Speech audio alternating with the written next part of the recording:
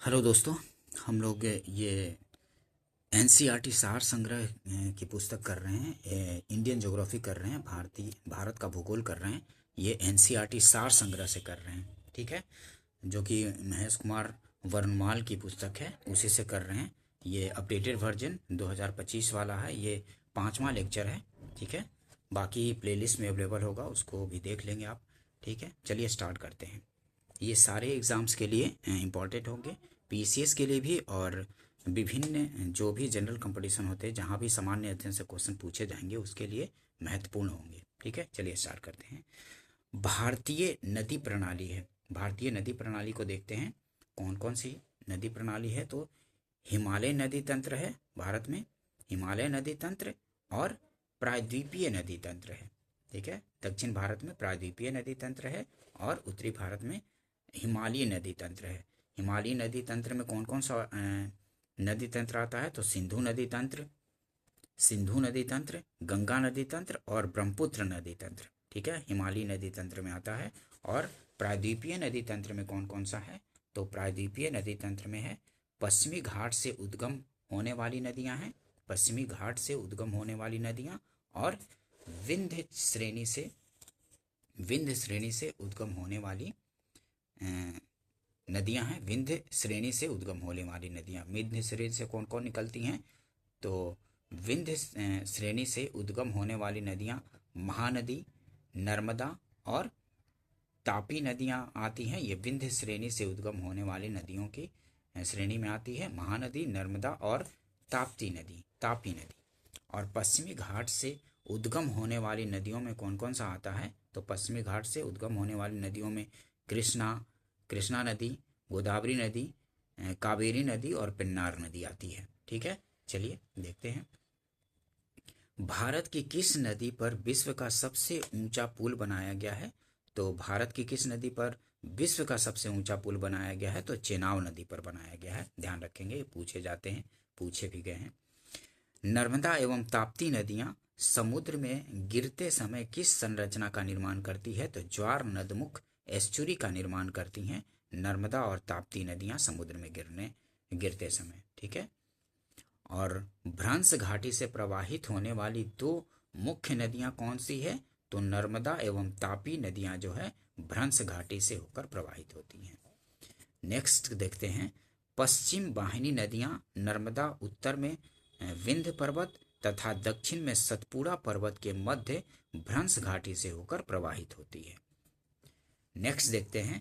अरब सागर में गिरने वाली दो प्रमुख नदियां कौन सी है। तो अरब सागर में गिरने वाली दो प्रमुख नदियां नर्मदा एवं ताप्ती हैं।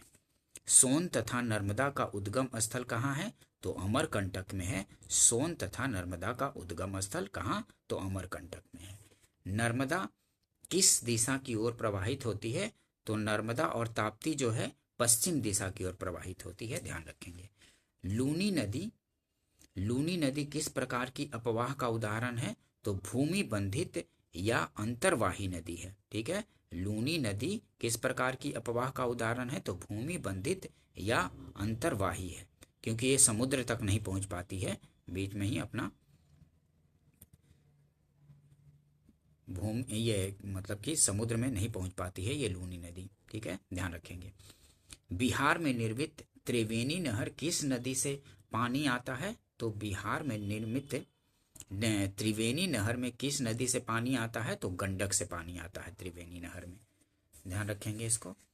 और एक और फैक्ट देखते हैं। मंदाकिनी नदी चौराबाड़ी ताल नामक झील से निकलती है तथा सोन प्रयाग में वासुकी गंगा से मिलती हुई आगे बढ़ती है, ठीक है। मंदाकिनी नदी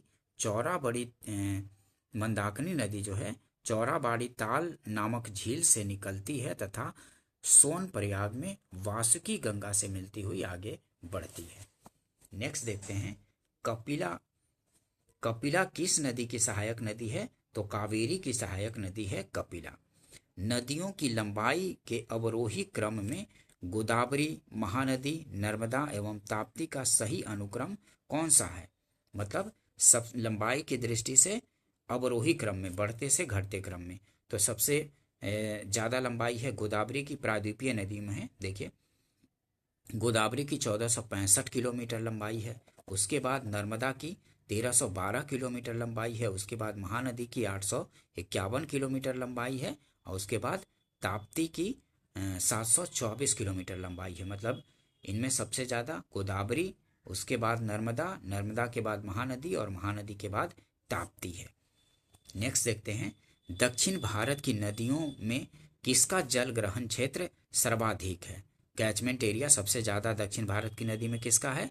तो गोदावरी का है। प्रायद्वीपीय भारत की नदियों में कौन सी नदी सबसे लंबी नदी है? तो सबसे लंबी ये प्रायद्वीपीय भारत में गोदावरी ही है। हंगरी, हंगरी किस नदी की सहायक नदी है? तो हंगरी जो है किस नदी की सहायक नदी है? तुंगभद्रा की है। ठीक है, हंगरी नदी जो है ये तुंगभद्रा की सहायक नदी है। श्रीरंगपट्टनम, शिव समुद्रम और श्रीरंगम नामक द्वीपों का निर्माण कौन सी नदी करती है? तो कावेरी नदी करती है। श्रीरंगपट्टनम, शिव समुद्रम और श्रीरंगम नामक द्वीपों का निर्माण कौन सी नदी करती है? तो कावेरी नदी करती है। कावेरी नदी का उद्गम स्थल कहाँ स्थित है? तो कावेरी नदी का उद्गम स्थल जो है ब्रह्मगिरी पहाड़ियों में है। ध्यान रखेंगे, पूछा जाता है। ब्रह्मगिरी पहाड़ियों में उद्गम स्थल है कावेरी नदी का। कावेरी नदी कर्नाटक, केरल, तमिलनाडु एवं पुडुचेरी राज्यों से होकर प्रवाहित होती है। कौन कौन सी नदी कावेरी, ये कावेरी नदी कहाँ कहाँ से, किस किस स्टेट से प्रवाहित होती है? तो कर्नाटक, केरल, तमिलनाडु और एक संघ शासित प्रदेश पुदुचेरी से भी प्रवाहित होती है। ध्यान रखेंगे इसको। नेक्स्ट देखते हैं भारत की प्रमुख नदियाँ। ठीक है, प्रमुख नदियों के बारे में देख लेते हैं भारत की। इसका उद्गम स्थल कहाँ से है और अन्य नदी सागर से संगम स्थल और सहायक नदियाँ इसकी कौन कौन सी है ये भी देखते हैं। ठीक है, तो सिंधु नदी, सिंधु नदी कहाँ से निकलती है? तो सिंधु नदी तिब्बत में मानसरोवर झील कैलाश पर्वत से निकलती है। सिंधु नदी जो है कहाँ से? तिब्बत में मानसरोवर झील कैलाश पर्वत के पास से निकलती है। और अन्य नदी सागर से संगम स्थल तो कराची पाकिस्तान के निकट अरब सागर में ये गिरती है। ठीक है, ये कहाँ गिरती है? तो कराची पाकिस्तान के निकट अरब सागर में गिरती है ये सिंधु नदी। और इसकी सहायक नदियाँ कौन कौन सी है? तो इसकी सहायक नदियाँ हैं सतलज, ये सिंधु नदी की सहायक नदी सतलज, ब्यास, रावी, चेनाब, झेलम, सिंगी, जास्कर, गरव, ये गरवकचू, श्योक, सिगार और गिलगित इसकी सहायक नदियां हैं। और सतलज नदी जो है, सतलज नदी मानसरोवर झील के निकट राकसताल झील से निकलती है। ये भी जो है तिब्बत से ही निकलती है। सतलज नदी मानसरोवर झील के निकट राकसताल झील से निकलती है। और ये कपूरथला के दक्षिण पश्चिम सिरे पर ब्यास नदी में तथा मिठानकोट के निकट सिंधु नदी में ये मिलती है। ठीक है, कपूरथला के दक्षिण पश्चिम सिरे पर ब्यास नदी में तथा मिठानकोट के निकट सिंधु नदी में मिल जाती है। और इसकी सहायक नदियां सतलज की कौन कौन सी है? तो सिप्ती, बास्पा और ब्यास इसकी सहायक नदियां हैं। और झेलम नदी की, ये जो झेलम नदी है ये कहाँ से निकलती है? तो झेलम नदी ये शेषनाग झील, बेरीनाग झरना कश्मीर से निकलती है। ठीक है, झेलम नदी जो है शेषनाग झील, बेरीनाग झरना कश्मीर से निकलती है। और ये त्रिमु के निकट चेनाब नदी में मिलती है। ठीक है, त्रिमु के निकट चेनाब नदी में मिल जाती है। और ये इसकी सहायक नदियां कौन कौन सी है झेलम की? तो किशन गंगा, लिदार, करवेश और पूंछ जो है इसकी सहायक नदियां हैं झेलम की। कौन कौन सी? किशन गंगा, लिदार, करवेश और पूंछ। और चिनाब नदी कहाँ से निकलती है? तो लाहुल में वारालचा दर्रे के विपरीत दिशा में चंद्र प्लस भागा। ठीक है, चिनाब नदी लाहुल के वारालाचा दर्रे के विपरीत दिशा में चंद्र प्लस भागा से। और ये कहाँ गिरती है तो त्रिमु के निकट झेलम नदी में मिल जाती है। ठीक है, चेनाब नदी जो है त्रिमु के निकट झेलम नदी में मिलती है। और इसकी सहायक नदी कौन कौन सी है? तो रावी, चंद्रा और भागा इसकी सहायक नदी है चिनाव की। कौन कौन सी चिनाव की सहायक नदियां हैं? तो रावी, चंद्रा और भागा। और रावी नदी के बारे में देखते हैं। रावी नदी जो है ये कहाँ से निकलती है? उद्गम स्थल कहाँ से है? तो रावी का उद्गम स्थल है कांगड़ा जिले, हिमाचल प्रदेश में हिमालय के रोहतांग दर्रे से। ठीक है, कांगड़ा जिले हिमाचल प्रदेश में हिमालय के रोहतांग दर्रे से निकलती है। और ये झांग जिले के सीमा पर चिनाव नदी में मिलती है। रावी नदी जो है झांग जिले के सीमा पर चिनाव नदी में मिलती है। और इसकी सहायक नदी जो है चिनाव है रावी नदी की। और ब्यास नदी के बारे में देखते हैं। ब्यास नदी रोहतांग दर्रे से निकलती है। ठीक है, ब्यास नदी रोहतांग दर्रे से निकलती है और हरिके के पास सतलज नदी में मिलती है।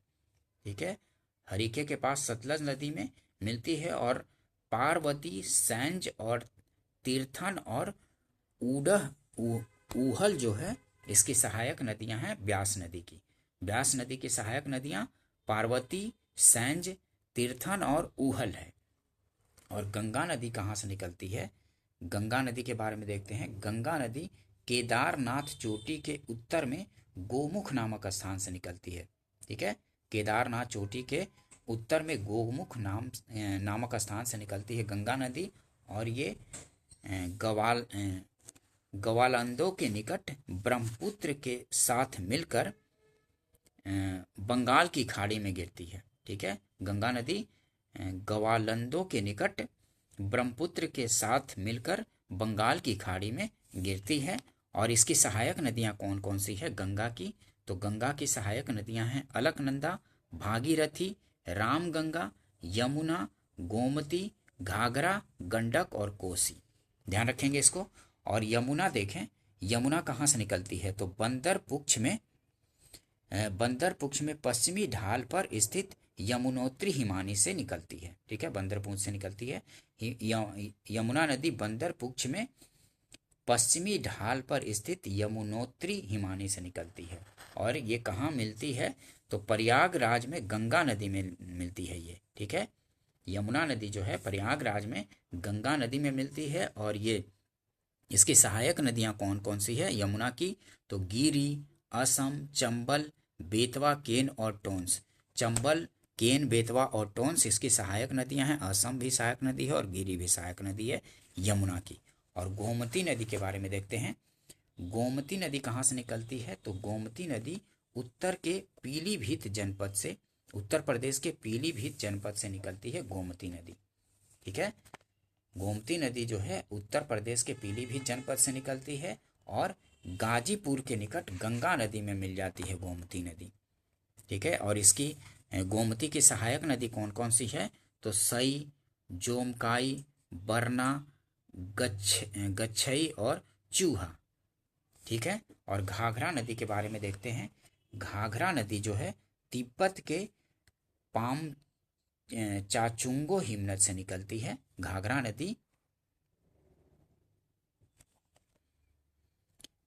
नदी तिब्बत के माप चाचुंगो हिमनद से निकलती है। और ये घाघरा नदी जो है छपरा के निकट गंगा नदी में मिल जाती है। ठीक है, घाघरा नदी छपरा के निकट गंगा में मिल जाती है। और इसकी सहायक नदियां कौन कौन सी है? घाघरा नदी की सहायक नदियां हैं राप्ती, शारदा एवं छोटी गंडक। ध्यान रखेंगे इसको। और गंडक नदी कहाँ से निकलती है ये देखते हैं। तो गंडक नदी तिब्बत नेपाल सीमा पर धौलागिरी पर्वत से निकलती है। और पटना के समीप गंडक नदी जो है पटना के समीप सोनपुर नदी में मिल जाती है। ये गंडक नदी जो है पटना के समीप सोनपुर नदी में मिल जाती है। और ये इसकी सहायक नदी कौन सी है? तो काली गंडक, त्रिशूली गंगा। ठीक है, इसकी सहायक नदी है। ध्यान रखेंगे। गंडक की सहायक नदियां हैं काली गंडक और त्रिशूली गंगा। और कोसी नदी के बारे में देखते हैं तो कोसी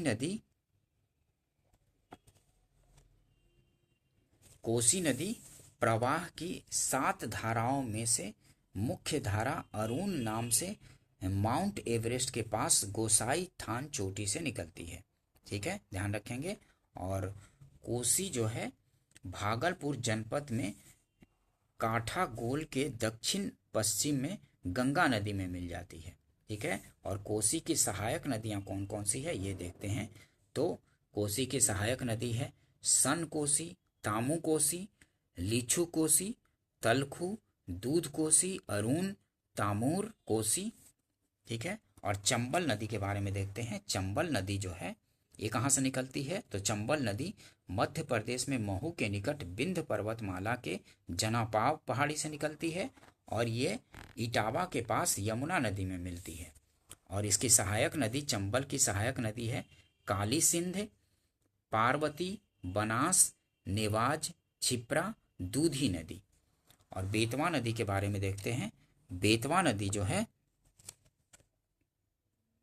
बेतवा नदी रायसेन मध्य प्रदेश के कुमरा गांव के निकट विंध्य पर्वतमाला से निकलती है।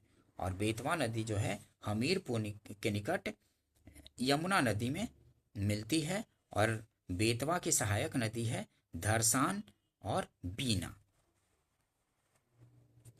और केन नदी के बारे में देखते हैं। केन नदी जो है सतना जनपद मध्य प्रदेश में कैमूर पहाड़ी से निकलती है और इसकी ये जो है केन नदी चिल्लाबादा में यमुना में मिल जाती है। और केन की सहायक नदी कयान, सोनार और उर्मिल नदी है, ध्यान रखेंगे। और सोन नदी कहाँ से निकलती है तो अमरकंटक की पहाड़ी से निकलती है सोन नदी और ये पटना से पूर्व गंगा में मिलती है। ठीक है, पटना से पूर्व गंगा में मिलती है सोन नदी। और इसकी सहायक नदी कौन कौन सी है सोन की तो सोन की सहायक नदी है महानदी, घग्घर, गोपत, रिहंद, कांकर और उत्तरी कोयल। ठीक है, उत्तरी कोयल भी सोन की सहायक नदी है। ठीक है, उत्तरी कोयल के बारे में पूछा गया क्वेश्चन है, किसकी सहायक नदी है सोन की। और दामोदर नदी तो दामोदर नदी कहाँ से निकलती है तो छोटा नागपुर पठार के पलामू से निकलती है। दामोदर नदी जो है छोटा नागपुर पठार के पलामू से निकलती है। और ये मिलती कहाँ पे है तो फालुका के पास हुगली में मिलती है। दामोदर नदी जो है फालुका के पास हुगली नदी में मिल जाती है। और इसकी सहायक नदी कौन कौन सी है तो बराकर, कोनार, जमुनिया। ठीक है,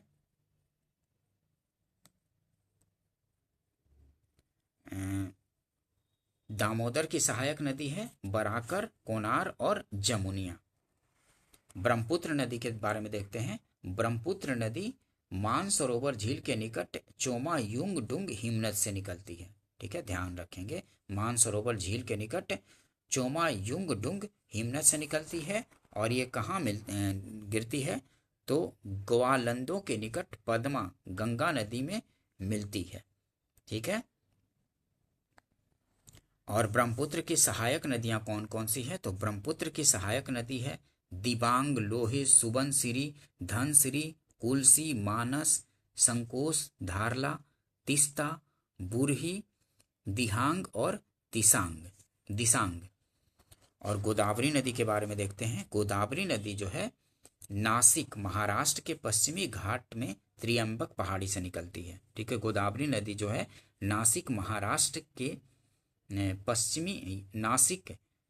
नासिक के पश्चिमी घाट में त्रियंबक पहाड़ी से निकलती है महाराष्ट्र में से। ठीक है, और गोदावरी कहाँ मिलती है तो मसूलीपट्टनम आंध्र प्रदेश के निकट बंगाल की खाड़ी में गिरती है ये। और गोदावरी की सहायक नदियाँ कौन सी है तो गोदावरी की सहायक प्रवरा, पूर्णा, मंजरी, पेनगंगा, वेनगंगा, वर्धा, प्राणहिता, इंद्रावती, मानेर और सबरी। कृष्णा नदी के बारे में देखते हैं। कृष्णा नदी महाबलेश्वर के पास पश्चिम घाट से निकलती है और ये विजयवाड़ा के निकट बंगाल की खाड़ी में गिरती है। और इसकी सहायक नदियां कृष्णा की तो तुंगभद्रा, कोयना, घाटप्रभा, मालप्रभा, भीमा और दूधगंगा है। और कावेरी नदी के बारे में देखते हैं तो कावेरी नदी कर्नाटक राज्य में कुर्ग जिले की ब्रह्मगिरी पहाड़ी से निकलती है। ठीक है, कावेरी नदी कर्नाटक राज्य में कुर्ग जिले की ब्रह्मगिरी पहाड़ी से निकलती है और ये गिरती कहाँ है तो तमिलनाडु में कारकोल के ऊपर बंगाल की खाड़ी में गिरती है। ठीक है, तमिलनाडु में कारकोल के ऊपर बंगाल की खाड़ी में गिरती है। और कावेरी नदी की सहायक नदियां हैं हेरांगो, हेमवती, शिमला नदी और अर्कावती, लक्ष्मण तीर्थ, काबिनी, सुवर्णवती, भवानी और अमरावती और नोएल। नर्मदा के बारे में देखते हैं तो नर्मदा नदी जो है मध्य प्रदेश में अमरकंटक की पहाड़ियों से निकलती है और ये गिरती कहाँ है तो भड़ौच में अरब सागर में गिरती है। ठीक है, और भड़ौच में अरब सागर में गिरती है नर्मदा नदी। और नर्मदा की सहायक नदी कौन सी है तो बुढ़नेर, बंजर, सर, तवा, कुंडी, शक्कर, हिरन, बरना, तीन देसी, अर्रा, देव, गोई, नामोदास और सोमो देवी है।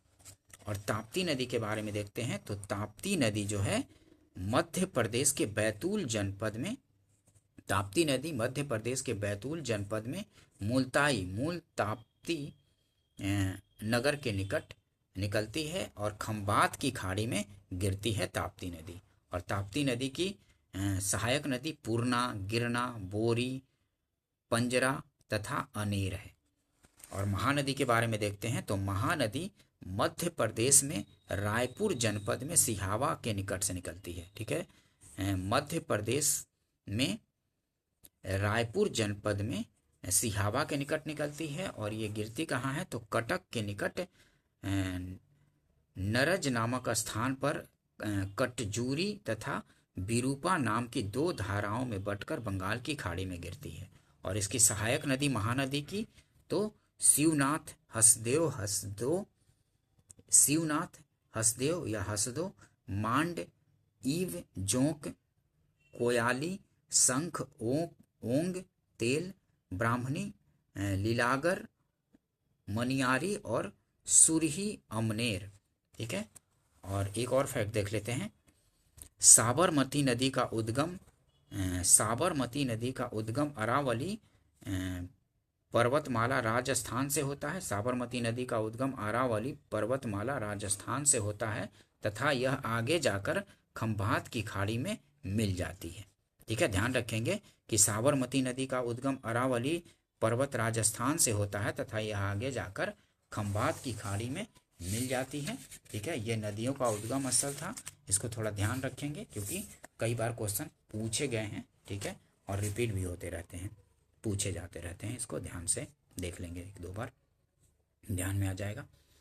नेक्स्ट देखते हैं, भारत की कौन सी नदी कर्क रेखा को 2 बार काटती है तो माही नदी कर्क रेखा को 2 बार काटती है, काफी बार पूछा जा चुका है। अधिकांश लवणीय नदी किस अपवाह तंत्र का अंग है तो बंगाल की खाड़ी का अंग है। ठीक है, अधिकांश लवणीय नदी सेलाइन रिवर किस अपवाह तंत्र का अंग है तो बंगाल की खाड़ी का।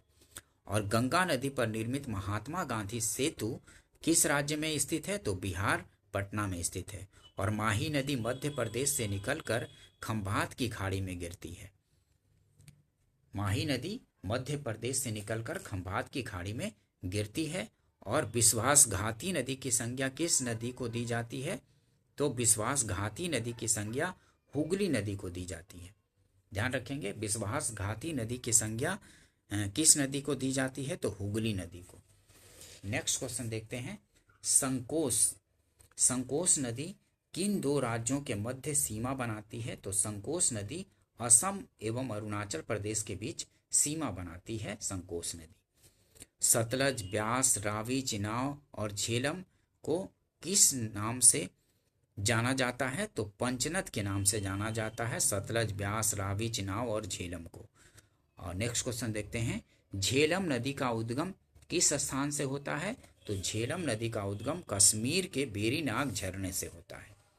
नेक्स्ट देखते हैं, हिमालयी नदियां बारहमासी होती है जबकि प्रायद्वीपीय नदियों का प्रवाह मौसमी होता है। और एडन नहर किस नदी से निकाली गई है? तो एडन नहर जो है दामोदर नदी से निकाली गई है। एडन नहर, ध्यान रखेंगे, एडन नहर दामोदर नदी से निकाली गई है। अब देखते हैं नगर और नदियों के किनारे प्रमुख नगर। ठीक है, नदियों के किनारे प्रमुख नगर कौन कौन से है ये भी पूछ दिया जाता है। तो लेह जो है सिंधु नदी के किनारे है, कानपुर गंगा नदी के किनारे है, श्रावस्ती राप्ती नदी के किनारे, कोटा चंबल नदी के किनारे, पटना गंगा नदी के किनारे, वाराणसी गंगा नदी के किनारे, गया जो है फल्गु के किनारे, दिल्ली यमुना के किनारे, फर्रुखाबाद गंगा के किनारे, बैतूल ताप्ती के किनारे, बद्रीनाथ अलकनंदा के किनारे, विजयवाड़ा कृष्णा के किनारे, कुर्नूल तुंगभद्रा के किनारे और मथुरा यमुना के किनारे, डिब्रूगढ़ ब्रह्मपुत्र के किनारे, पुणे मूलामुथा नदी के किनारे और चेन्नई अड़ियार के किनारे, कोलकाता हुगली नदी के किनारे और श्रीरंगपट्टनम कावेरी नदी के किनारे, गुवाहाटी ब्रह्मपुत्र नदी के किनारे, पंढरपुर भीमा नदी के किनारे और होशंगाबाद नर्मदा नदी के किनारे और नेल्लोर जो है नेलोर पेन्नेरू नदी के किनारे और तंजावुर कावेरी नदी के किनारे और संबलपुर महानदी के किनारे है। ठीक है, ध्यान रखेंगे। और फतेहपुर प्रयागराज कानपुर वाराणसी पटना भागलपुर आदि गंगा नदी के तट पर स्थित प्रमुख नगर है। कौन कौन से? तो फतेहपुर प्रयागराज जो इलाहाबाद पहले बोला जाता था, कानपुर वाराणसी पटना भागलपुर, ये नदियां गंगा नदी के किनारे स्थित प्रमुख नगर हैं। और देखते हैं हैदराबाद कहाँ है? तो हैदराबाद मूसी नदी के किनारे, नासिक गोदावरी के किनारे, फतेहपुर गंगा के किनारे, सूरत ताप्ती के किनारे, तिलैया बराकर के किनारे, कटक महानदी के किनारे, गोरखपुर राप्ती नदी के किनारे, गोरखपुर राप्ती नदी, इटावा यमुना के किनारे, मंगलौर नेत्रवती के किनारे, विदिशा बेतवा के किनारे, प्रयागराज गंगा व यमुना के किनारे, रुद्रप्रयाग मंदाकिनी व अलकनंदा के किनारे, देवप्रयाग भागीरथी व अलकनंदा के किनारे, जमशेदपुर स्वर्ण रेखा एवं खरकई के किनारे, ओरछा बेतवा के किनारे, भरूच जो है नर्मदा के किनारे, अयोध्या सरयू या घाघरा नदी के किनारे, विष्णुप्रयाग धौली गंगा व अलकनंदा के किनारे, रावत भाटा चंबल के किनारे, जौनपुर गोमती नदी के किनारे, मंडी ब्यास नदी के किनारे, लुधियाना सतलज के किनारे, पणजी मांडवी के किनारे, बक्सर गंगा के किनारे और नासिक जो है गोदावरी नदी के किनारे है। नेक्स्ट देखते हैं और भी अभी भुवनेश्वर जो है महानदी के किनारे है, भुवनेश्वर जबलपुर नर्मदा के किनारे, बलिया गंगा के किनारे, कन्नौज गंगा के किनारे, लखनऊ गोमती के किनारे, उज्जैन छिप्रा के किनारे, अहमदाबाद साबरमती के किनारे, बेंगलुरु भीष्भावती के किनारे, हाजीपुर गंडक के किनारे, आगरा यमुना के किनारे, भागलपुर गंगा के किनारे, धुबरी ब्रह्मपुत्र के किनारे, सांची बेतवा के किनारे, मुंगेर गंगा के किनारे और ग्वालियर चंबल के किनारे, श्रीनगर झेलम के किनारे, मुरादाबाद रामगंगा के किनारे, तिरुचिरापल्ली कावेरी नदी के किनारे, हरिद्वार गंगा के किनारे, चंबा रावी नदी के किनारे, गांधीनगर साबरमती के किनारे, नांदेड़ गोदावरी के किनारे, मदुरै वैगई के किनारे, हावड़ा घुगली के किनारे और अजमेर लूनी नदी के किनारे। ठीक है, अब देखेंगे जलप्रपात और झील से संबंधित क्वेश्चन। जलप्रपात और झीलें वाटरफॉल्स एंड लेक्स से संबंधित। देखिए नेक्स्ट क्वेश्चन, कर्नाटक में स्थित गोकाक जलप्रपात किस नदी पर स्थित है? तो घाटप्रभा नदी पर स्थित है। कर्नाटक में स्थित गोकाक जलप्रपात किस नदी पर स्थित है? तो घाटप्रभा नदी पर स्थित है। और हुंड्रू जलप्रपात किस नदी पर अवस्थित है? तो स्वर्ण रेखा या स्वर्ण रेखा नदी पर स्थित है। स्वर्ण रेखा नदी पर हुंड्रू जलप्रपात। और सोमोरारी झील किस राज्य में स्थित है? तो लद्दाख में स्थित है सोमोरारी झील। और जोग जलप्रपात किस नदी पर स्थित है? तो जोग जलप्रपात शरावती नदी पर स्थित है। चिल्का झील उत्तरी सरकार तट पर उड़ीसा राज्य में स्थित है। चिल्का झील जो है उत्तरी सरकार तट पर उड़ीसा राज्य में स्थित है, ध्यान रखेंगे इसको। नेक्स्ट क्वेश्चन देखते हैं, भारत के किस जलप्रपात को नियाग्रा जलप्रपात के नाम से भी जाना जाता है? तो चित्रकूट जलप्रपात, ऊंचाई इसकी 29 मीटर है, इसको नियाग्रा जलप्रपात के नाम से भी जाना जाता है। चित्रकूट जलप्रपात छत्तीसगढ़ राज्य में इंद्रावती नदी पर स्थित है। और भारत की सबसे बड़ी कृत्रिम झील कौन सी है? तो गोविंद सागर झील जो है भारत की सबसे बड़ी कृत्रिम झील है। और भारत की खारे पानी की सबसे बड़ी अंतःस्थलीय झील कौन सी है? तो भारत की खारे पानी की सबसे बड़ी अंतःस्थलीय झील सांभर झील जो कि राजस्थान में है, ध्यान रखेंगे इसको। और दूध सागर जलप्रपात पश्चिमी घाट में गोवा और कर्नाटक की सीमा पर मांडवी नदी पर स्थित है। दूध सागर जलप्रपात पश्चिम घाट में गोवा और कर्नाटक की सीमा पर मांडवी नदी पर स्थित है दूध सागर जलप्रपात, ध्यान रखेंगे इसको। और देखते हैं थोड़ा, ये धुआंधार जलप्रपात मध्य प्रदेश के जबलपुर में किस नदी पर स्थित है? तो नर्मदा नदी पर स्थित है। धुआंधार जलप्रपात जबलपुर में नर्मदा नदी पर स्थित है। और वसुधारा जलप्रपात किस नदी पर स्थित है? तो अलकनंदा नदी पर स्थित है। और पुलिकट झील भारत के 2 राज्यों आंध्र प्रदेश तथा तमिलनाडु की सीमा पर स्थित है, पुलिकट झील। और भारत की मीठे पानी की सबसे बड़ी झील कौन सी है? तो बूलर झील है जो कि जम्मू कश्मीर में स्थित है। और देखते हैं भारत में स्थित प्रमुख जलप्रपात, ठीक है, और भी है भारत में स्थित प्रमुख जलप्रपात। तो दूध सागर मांडवी नदी पर है, ये गोवा और कर्नाटक की सीमा पर है, ठीक है। दूध सागर जलप्रपात कहाँ? मांडवी नदी पर है, गोवा और कर्नाटक की सीमा पर। और धुआंधार जलप्रपात नर्मदा नदी पर है, जबलपुर में मध्य प्रदेश में, ठीक है। और नोह कालिकाई ये कहाँ का है? तो नोह कालिकाई मेघालय में जलप्रपात है, ठीक है। नोह कालिकाई मेघालय की जलप्रपात है। और अमृतधारा देवधारा हसदेव नदी पर है। अमृतधारा या देवधारा हसदेव नदी पर छत्तीसगढ़ कोरिया में, ठीक है। केंदाई जलप्रपात तो छत्तीसगढ़ में है। और दुग्धधारा नर्मदा नदी पर है, मध्य प्रदेश में। और हुंडरू जलप्रपात सुवर्ण रेखा नदी पर रांची झारखंड में। और जोग या गरसोप्पा जलप्रपात कहाँ है? तो शरावती नदी पर जोग या गरसोप्पा जलप्रपात कर्नाटक में। और शिव समुद्रम जलप्रपात, तो शिव समुद्रम जलप्रपात जोग या गरसोप्पा जलप्रपात कहाँ? शरावती नदी पर कर्नाटक में ही है। और शिव समुद्रम जलप्रपात कावेरी नदी पर कर्नाटक में है। और कपिल धारा नर्मदा नदी पर अनूपपुर मध्य प्रदेश में है। और चित्रकूट इंद्रावती नदी पर बस्तर छत्तीसगढ़ में है। और जोन्हा या गौतम धारा राढ़ू नदी पर रांची झारखंड में। और चूलिया जो है ये चंबल नदी पर राजस्थान में है। एक और फैक्ट देखते हैं, महाराष्ट्र में स्थित लोनार झील ज्वालामुखी क्रिया से निर्मित झील क्रेटर झील का उदाहरण है। जो महाराष्ट्र में स्थित लोनार झील है वो ज्वालामुखी क्रिया से निर्मित झील क्रेटर झील का उदाहरण है, ध्यान रखेंगे। महाराष्ट्र में स्थित जो लोनार झील है, पूछा जाता है लोनार झील कहाँ है, तो महाराष्ट्र में स्थित लोनार झील ज्वालामुखी क्रिया से निर्मित झील क्रेटर झील का उदाहरण है, ध्यान रखेंगे इसको। नेक्स्ट देखते हैं भारत की प्रमुख झीलों के बारे में देखते हैं, कौन सी झील कहाँ पे है, ठीक है। एक तरफ झील है, संबंधित राज्य है, ठीक है। तो बेम्बनाड झील कहाँ है? केरल में, काफी बार पूछा जाता है। चिल्का झील उड़ीसा में। राजसमंद झील राजस्थान में। पुलिकट तमिलनाडु और आंध्र प्रदेश की सीमा पर है। और सात ताल झील कहाँ है? तो उत्तराखंड में है। अष्टमुदी केरल में है। फतेह सागर कहाँ है? तो फतेह सागर झील राजस्थान में है। और डल झील जम्मू कश्मीर में। शेषनाग झील जम्मू कश्मीर में। लोकटक झील मणिपुर में, काफी बार पूछा गया है।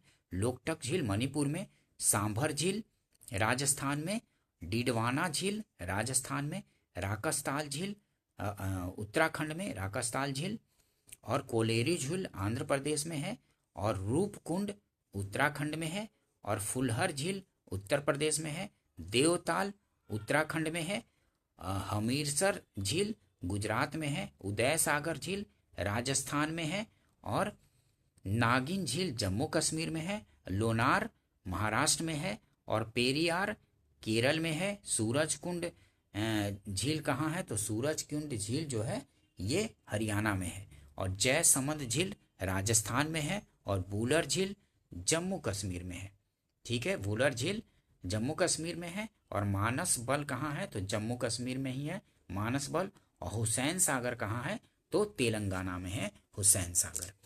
ध्यान रखेंगे, इसको काफ़ी बार रिपीट भी होते रहते हैं। नेक्स्ट देखते हैं, ये जल संसाधन, सिंचाई एवं नहरों से संबंधित, water resources, irrigation and canal से संबंधित।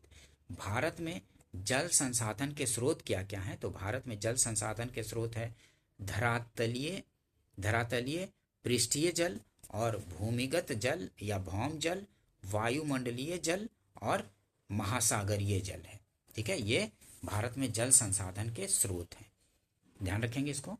क्वेश्चन देखते हैं, सिंचित क्षेत्रफल की दृष्टि से भारत का विश्व में कौन सा स्थान है? तो सिंचित क्षेत्र की दृष्टि से भारत का विश्व में प्रथम स्थान है। ध्यान रखेंगे, सिंचित क्षेत्रफल की दृष्टि से भारत का विश्व में प्रथम स्थान है। भारत के किस राज्य में सर्वाधिक सिंचाई नलकूपों द्वारा होता है? तो उत्तर प्रदेश में सबसे अधिक नलकूपों द्वारा सिंचाई होता है। ध्यान रखेंगे इसको। आधुनिक सिंचाई प्रणाली का जनक महान सिविल इंजीनियर मोचगुंडम विश्वेश्वरैया को माना जाता है। आधुनिक सिंचाई प्रणाली का जनक महान सिविल इंजीनियर मोचगुंडम विश्वेश्वरैया को माना जाता है। और क्षेत्रफल की दृष्टि से शीर्ष 3 तालाब सिंचित राज्य क्रमशः कौन से हैं? तो तालाब सिंचित राज्य जो हैं क्षेत्रफल की दृष्टि से शीर्ष 3 तालाब सिंचित राज्य हैं तमिलनाडु, आंध्र प्रदेश और मध्य प्रदेश।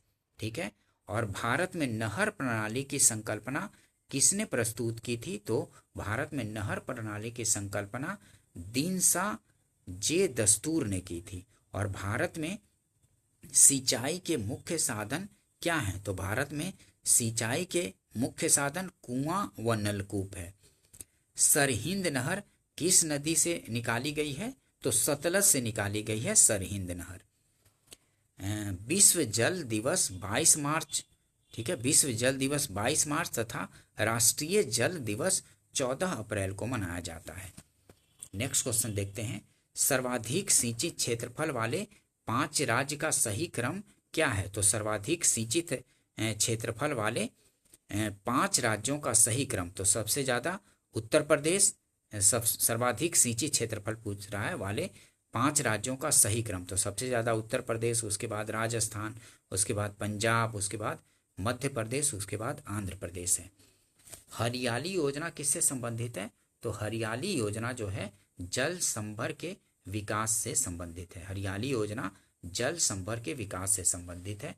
जल संभर विकास के लाभ, जल संभर विकास के लाभ कहाँ क्या क्या है?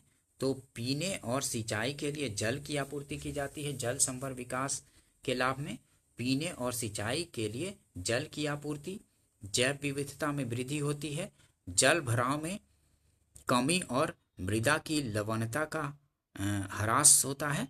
मतलब जल भराव में कमी और मृदा की लवणता का ह्रास, और कृषि उत्पादन और उत्पादकता में वृद्धि होती है। जल संभर विकास के लाभ हैं ये सब।